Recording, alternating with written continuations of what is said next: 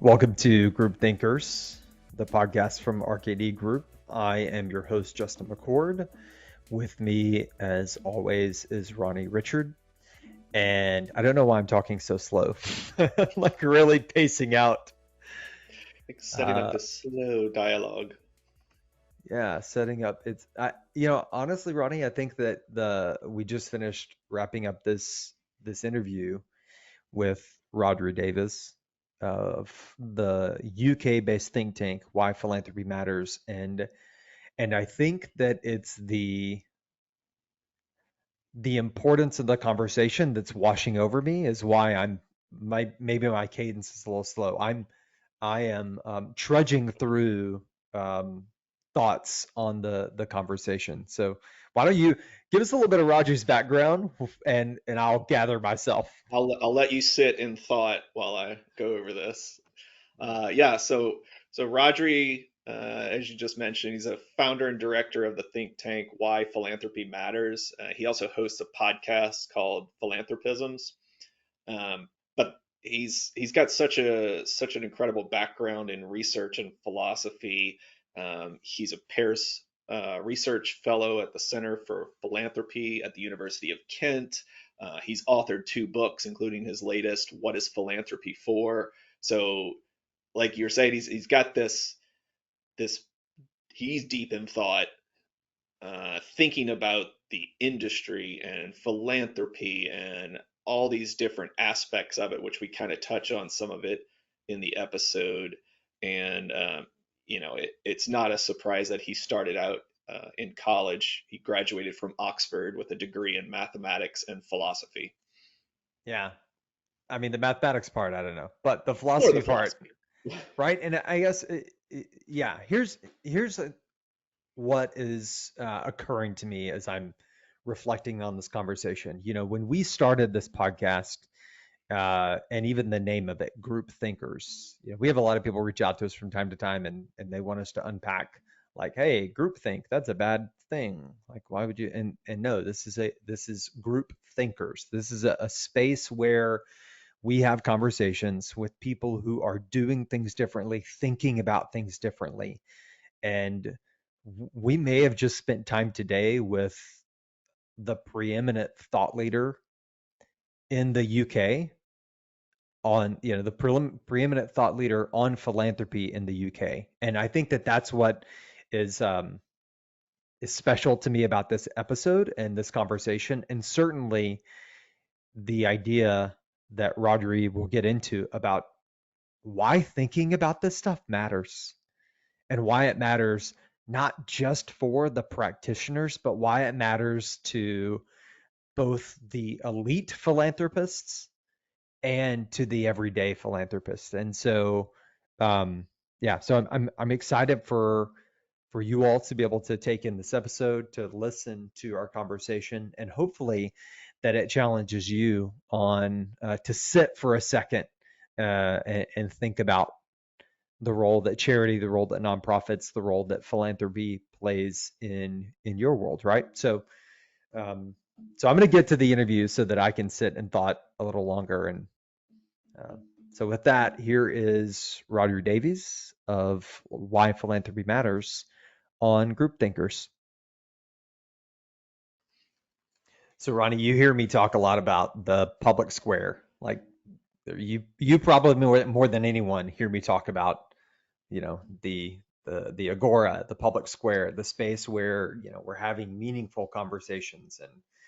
And we've been really blessed recently because we're having conversations with people who aren't like right next to us on the square. And today, it's someone who is on the opposite side of the square pond, like from us, and so that's super fun and super exciting. So Rodri, welcome to the show. Thanks for having me. Yeah, great to be here. So Rodri, there are a handful of things that we want to get into, man, in terms of your work in the UK and abroad, and but where I want to start is by way of background. You're the founder and director of the think tank Why Philanthropy Matters. You've got a brand new book, which is on my Kindle, what is philanthropy for, and you're right now you're doing a lot of sessions, a lot of speaking on the kind of the current state and the reality of the value of philanthropy. And so I would love for you to, as we start a conversation, give us a 30-second clip on the value of philanthropy. I'm asking you to Ooh. sum up like I read your, like, it was like a 12-page speech. Yeah. So 30 seconds. Why does philanthropy matter? Why does philanthropy matter? Well, I guess the bit of that is it matters whether you think it's a good thing or not, and because it kind of has an impact on all of our lives. And you might think that it's a kind of terrifying menace to democracy, allowing very wealthy people with large amounts of money to do whatever they want and sort of shape public policy and debate. Or you might go the other way and say, actually, it's about everybody kind of having the basic human desire to connect with other people and help them and help other people who are less fortunate than themselves. And actually, it's kind of a very healthy thing in any society and democracy.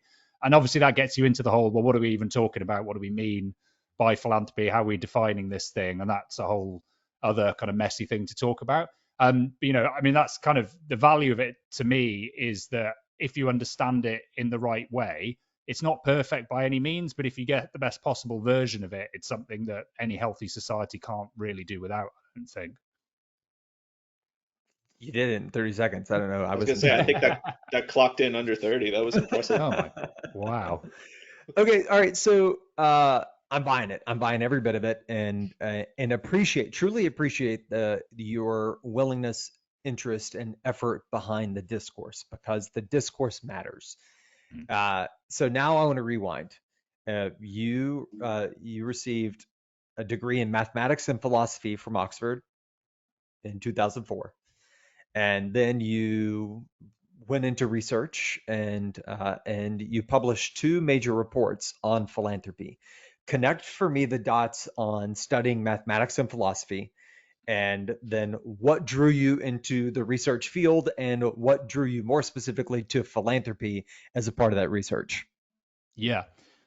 Yeah, absolutely. There's kind of a missing bit in that, which is the maths and philosophy undergrad that I did, I really liked and I did pretty well at it. And then I wanted to go on and kind of carry that on postgrad and ended up sort of starting out down the route of doing a DPhil, a PhD. But then I just kind of had a moment where I was enjoying the subject matter, but I thought, is this really what I want to do? Because it's a niche within a niche, and you kind of sit in a room with a small group of about 20 people, and then you realize they're the same 20 people that you're going to be talking to for the rest of your career, probably. And I just kind of thought, do you know what? I can't do this. So I kind of decided I needed to get out of that route, and that wasn't the right way to go. Had a year or two of, as everybody does at that point, kind of casting around, trying to figure out what I was going to do. And then I hit upon the idea of maybe something like a think tank. I'd heard of these things and I thought, oh, that sounds good. It's kind of a bit like academia, but it's in the real world. And it so happened that there was a think tank at the time that was recruiting for a research or for a project on philanthropy that involved going out and interviewing lots of kind of wealthy finance people in London and talking to them about what got them into philanthropy and how they do it. And I'd been doing a bit of work in the meantime, just kind of with a corporate headhunter, which was absolutely not what I wanted to be doing, and I was really bad at it. But it meant I got a foot in the door because I was kind of working in and around finance, and so they kind of felt like I knew what I might be talking about. And to be honest, if you'd said to me at that point, are you interested in philanthropy? I would have said I don't barely even know what it is. And I probably thought it was just one project and I'd go on and work on something else. And I just got kind of hooked. I found it fascinating. It was such a interesting mixture of kind of, what drives individuals and the psychology and the sort of cultural background. But then also you kind of zoom out and actually it's about politics and economics. So it kind of, you can look at all of these different things through this one lens. And I've been in it ever since and kind of, getting further and further into it. And over time, I've sort of developed an interest, particularly in the history of it. And I've ended up writing a couple of books that kind of focus on that side of things. So yeah, it's a happy accident, really, the whole why am I in philanthropy, but I'm very pleased that it did happen. Was philanthropy in some form or fashion? Was that a part of your upbringing in some way, or was it something foreign? Like, what was the first point of exposure into that space? Yeah, it's a really good question, and I was in an event earlier this year, in the US actually, in Seattle, and we had a kind of dinner event, and part of that was about getting people to kind of dig into their own personal stories, and it was the first time I'd really thought about it that much. I don't think I would have ever termed it as philanthropy, because I mean that term in the UK is a bit different than it is in the US. It's sort of slightly less common currency. But I certainly, when I thought back to it, actually, my parents were always doing bits of voluntary work and were involved in kind of as trustees for charitable organisations. And my sister certainly used to do an enormous amount of sort of voluntary work. And probably at the time I was slightly too cool for school and I sort of sneered at her a little bit. And she was the one out there doing that rather than me. And then kind of, yeah, when I look back though, all of that stuff probably was formative because I was always aware of the value of doing things for other people, not for money. And we'd always kind of given to charity in a very sort of small scale where we didn't have huge amounts of money, so it wasn't really an option. But we kind of had that habit of getting involved in causes and doing things to help other people. I'm curious, as time has gone on from when you first started studying philanthropy, shortly after Oxford, have your views changed on it? Have you kind of observed things that have made stood out that have shifted how you perceive it? Yeah, absolutely. I guess like a lot of people, the arc I've sort of gone on in a way is you maybe not everybody has this, but I kind of got into it and I was like, well, this is great. People who have lots of money, particularly if we're talking about sort of wealthy philanthropy and elite philanthropy, have decided to do something to help other people. That's brilliant. There's no possible way that you could question that being a good thing. And I guess the more I've dug into it, the more I've sort of realized that actually, there is a kind of a critical lens you can apply to this stuff, and there are lots of critiques and criticisms of philanthropy, and actually I think I sort of got into this or thinking about it and reading about it, a decade or more ago. And at the time, I remember a lot of the people I talked to in the philanthropy sector were kind of, looked at me a bit sideways and were like, well, it's interesting, but it's kind of weird, and maybe we should just not talk about it at the moment. And in the sort of 10 years following that, it's become much more mainstream, I think, to kind of engage with some of that criticism. And there's been quite a few, big books have come out that have kind of, made some of those arguments and have got lots of people reading them.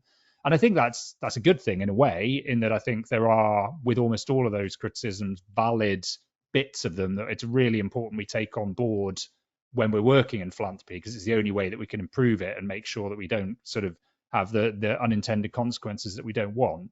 I think there's a danger, and I kind of increasingly feel this, that actually what happens though is that you go from, oh well, philanthropy is unquestioningly good, nobody can say anything bad about it, to wait, there's criticisms, and then people go into it's all awful, we need to abandon the whole thing. And actually, in all the work that I'm doing, and kind of certainly these days, I'm trying to kind of plow that slightly harder work furrow in the middle, where it's all about nuance and gray areas rather than black and white.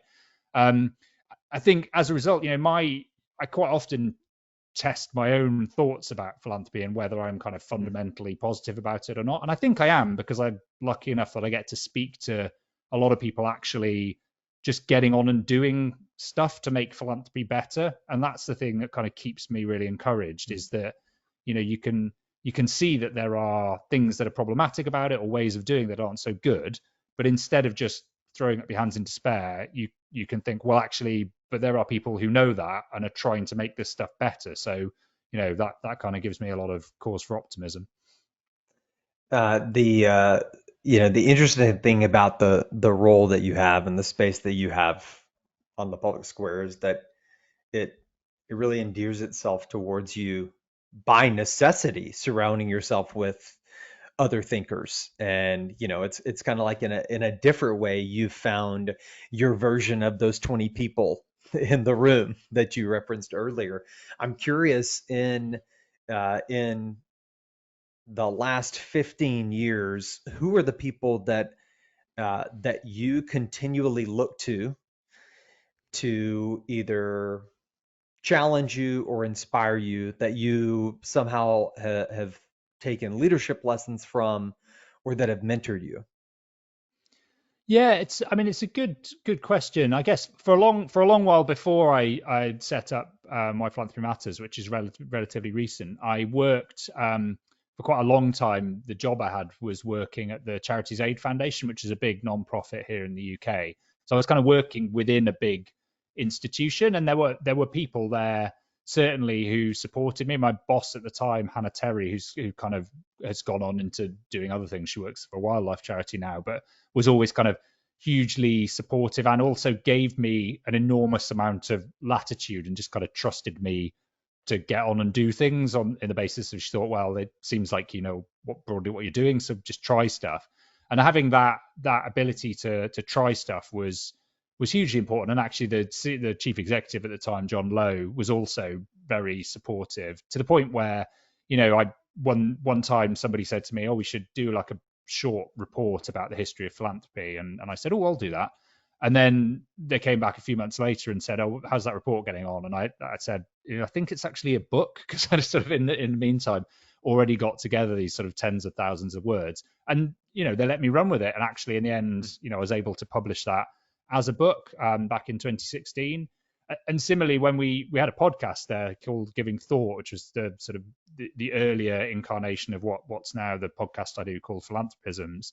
And me and another colleague of mine at the time, Adam Pickering, who, you know, we always kind of pushed each other, I think, in a really good way. But we just kind of got on and did that and recorded a bunch of episodes. And again, it was almost, you know, we were given sort of permission to, well, we sort of asked forgiveness rather than permission, and that was okay. We just sort of did stuff.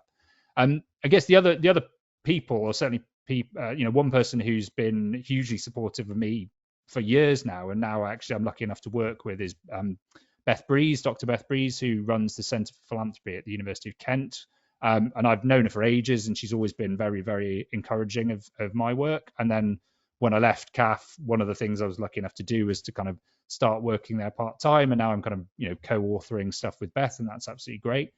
And then there's other people who I don't work with directly, but I think I kind of have them in my mind when I'm thinking about who is my intended audience for this stuff, or who is it that I would like to read this and say something, you know, nice about it, or that it kind of hits home. And I don't know whether I should pick any of them out individually, because it's sort of unfair then, because the others might feel left out, but they probably know who they are. I love that. I love the idea that that in some way the idea that you've got a connection with this audience, that you're working not for their approval, but it's because you appreciate who they are, that you want their buy-in, and that gives you an interesting outlook on your goals. So let's talk a little bit about why Philanthropy Matters. And so, you know, this is, as you said, it's a relatively new venture, and you mentioned that you're trying to work in that hard ground that's the gray space. So tell us a little bit about the issues that you're tackling through this new venture. Yeah, I mean, so the idea behind it, and the website's been going just over a year now, but the idea kind of started a little bit before that when I left CAF. And I've been really lucky of some support from the Pears Foundation in the UK, who I work with as well a bit, but they've kind of core funded it, so that I've been able to get this thing off the ground. And it would have been absolutely impossible if it wasn't for that support. I mean, the idea was to kind of take the essence of what I'd ended up doing quite a lot at CAF with some of that work, which is trying to say, look, you know, this philanthropy stuff's interesting, but often we're too in the weeds. We're kind of just talking about the mechanics of it to other people who are already doing it. But there's something to be said for stopping, taking a step back, and kind of looking at this stuff slightly bigger picture and saying, okay, where's it come from? You know, how does it fit in with all the other stuff that's going on in the world now, and where's it going in the future? And the other element of it for me with why Philanthropy Matters is again, my aim is to try and make this stuff as interesting and relevant to a sort of general audience as possible. And I'm not talking about, you know, the kind of daytime mass market TV audience. I think that's another level beyond it, and probably I'm not quite good enough at making it sort of publicly saleable for that. But, you know, kind of interested general reader who may or may not have ever really thought about philanthropy before, but maybe they're interested in something else to do with, questions about democracy or the housing crisis or the cost of living or whatever. And then they suddenly stumble on this, or they realize that actually there's this angle, where philanthropy, this thing that they never really thought about, or this word that they might have heard somewhere, is relevant. And then they kind of get a sense of, oh, this thing's actually more complicated than I thought, and actually there's a lot more to it, and it's not just as simple as rich people writing checks to charities. There's actually a whole lot of kind of dynamics and different ways of looking at this stuff, and it matters because it actually is relevant to all of these big issues that people are grappling with at the moment about how society works, how we address some of the big challenges we're facing around climate and racial justice and the impact of technology and all this sort of stuff. And then I think the other bit is, it's really important to the work I do and has been for a while, is that question of how do we try and give ourselves a bit of space to look ahead? Because the other thing I find in the world of philanthropy and nonprofits is there's loads of really smart people, and frankly, loads of them who know a lot more about all of this stuff than I do. But what a lot of them don't have is the time and space to do that very often.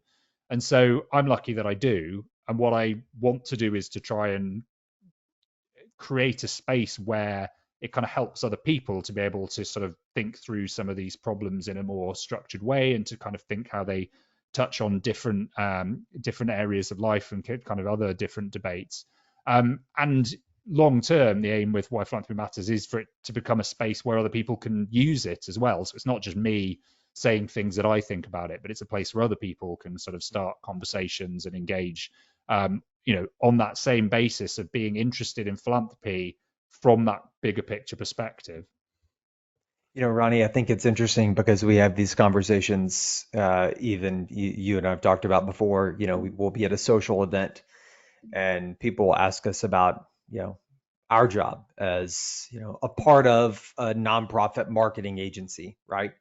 And, sometimes you have to start and you have to zoom out and say, okay, by the way, in the US, there's 1.8 million nonprofits, and that number grows.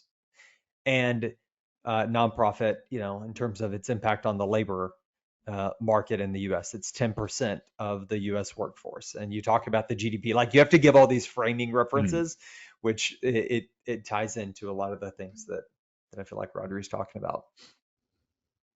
Yeah, absolutely. And like as you were talking, Rhodri, I was thinking about kind of an area where your work and some of the stuff we're talking about and working on intersects. And one of the things we've been looking at a lot is trust in the nonprofit sector. This declining trust. Like for our listeners, the Edelman Trust Barometer measures trust in various institutions across the globe, really. And the most recent report found that trust in nonprofits declined below businesses for the first time. And that was kind of like an eye-opening moment for all of us. And so we actually just commissioned some research where we surveyed some donors, over 1,000 donors. And one of the findings that we're just publishing this is that transparency is a key driver in trust.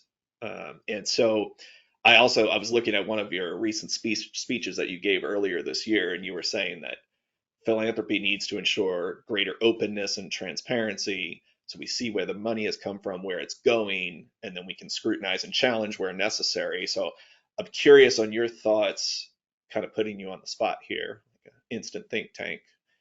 What are your thoughts? Like, how can nonprofits do a better job to ensure transparency? Like, what can they do on their end to inform donors and just constituents in general?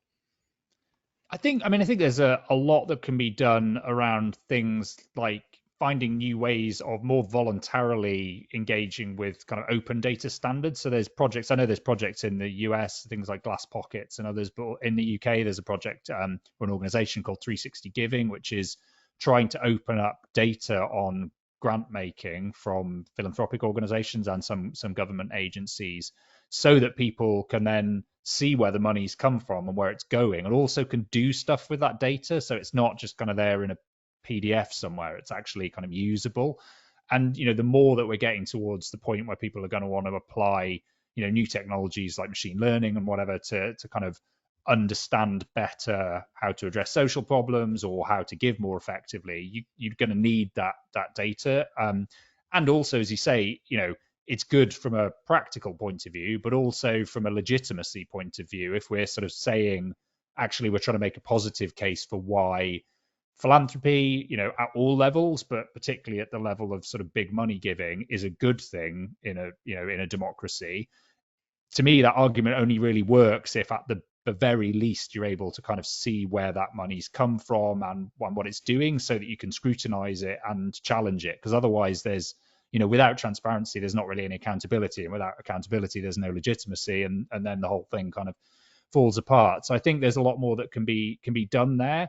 I guess the part of the challenge, and I know this is more of an issue at the moment in the US, but I suspect, as tends to happen, we'll see the same thing in a few years in the UK, is that in some of the trends in philanthropy are sort of pushing things in the other direction. So the more that people are using donor advised funds, or the more that elite donors are starting to use limited liability companies or LLCs, that's kind of dropping the levels of transparency and kind of required information ever lower. And as you say, at a time when people are already, levels of trust in nonprofits and in philanthropy are suffering, that seems to me to be problematic. So it's kind of, how do we get everybody to realize that there's a collective benefit for all of us in having that kind of openness and transparency, which is hard, because the problem, I think, with this is there's often a sort of first mover challenge or a collective action challenge, which is, who wants to be the first person, the first donor or foundation to kind of put all the information out there and then attract all the criticism and get shot down. But then if you wait until everybody's doing it, nobody does it. And so, that kind of thing, we need to find ways of making it safe for everybody to kind of move broadly at the same time on this stuff. I think you're hitting on some incredibly valid points, and I agree with you that there's a connection between what happens in the US, and then ultimately a lot of those trends tend to flow into the UK, or vice versa, just in terms of the impact of data privacy and now how that's seeping into the US in new ways. And what's really interesting is when you talk about, when we've had these early conversations on transparency, what I see from practitioners is a knee-jerk response of what they already do.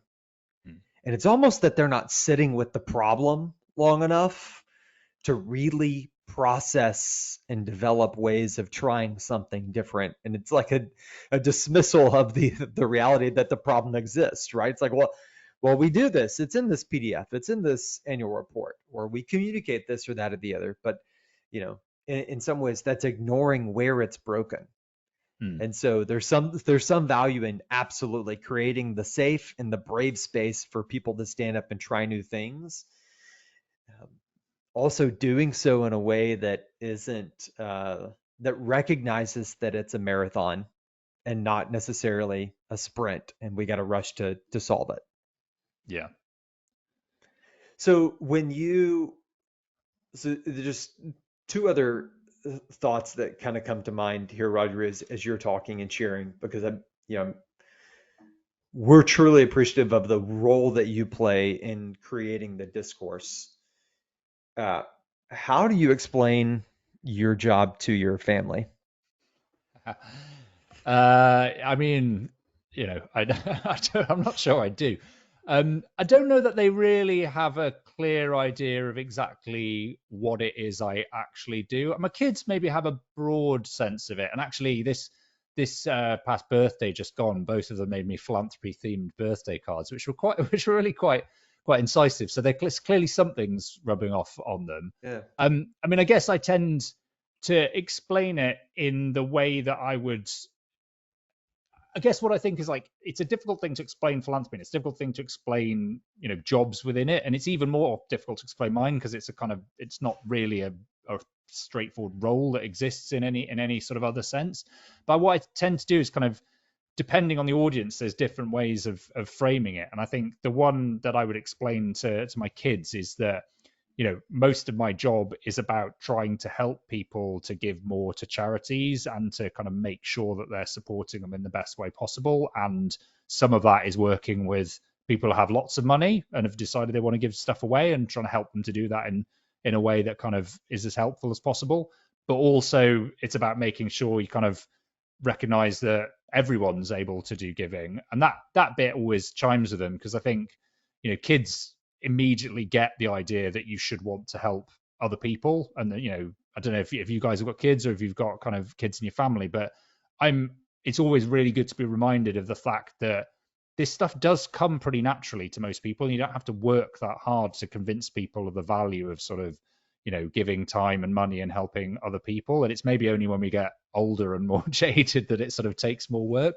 And then actually kids, you're pushing at an open door if you suggest, do you want to do something for charity or do some fundraising or volunteering or whatever? In my experience, they all want to do that. And it's, one thing we probably need to think about more is kind of why is it sometimes that stuff does tail off a bit? What are the points in our lives at which we kind of stop letting that come so naturally? Which that's a totally off-topic answer. I'm not sure I answered your question at all, Larry. No, you totally did. Yeah, I think it's a fascinating idea within our space, just because it is such a unique aspect of the world, and it's organizations that are attempting to solve the biggest problems in the world. And it's providing them with thinking and providing them with resources and help. And like you said, trying to bridge that connection of introducing them to people that want to support them. And so, I think I'm fortunate that my two kids, on one hand, they understand that. They also think, wow, dad sure does talk to a computer a whole lot. So it's like, it's that kind of balance. When you fast forward into looking ahead into the twilight of your career, many more books and speeches, and what do you hope the lasting impact of Why Philanthropy Matters or of Rhodri Davies is on the space?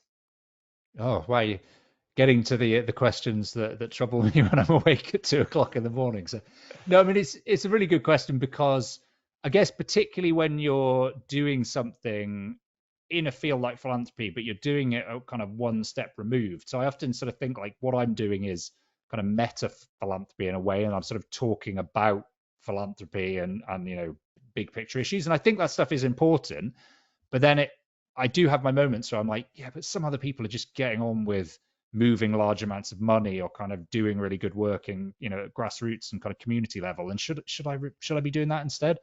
And I guess what I reassure myself with is that there's a need for all of it, and the weird skill set that I've managed to develop over time seems to be well suited towards this bit, which is the kind of research, writing, kind of trying to bring ideas to life for people, bring in some of that history stuff, and kind of relate philanthropy to wider issues. I guess when I get to the end of my career and look back, as you say, I would hope there'll be lots more articles and books and things that I'm proud of.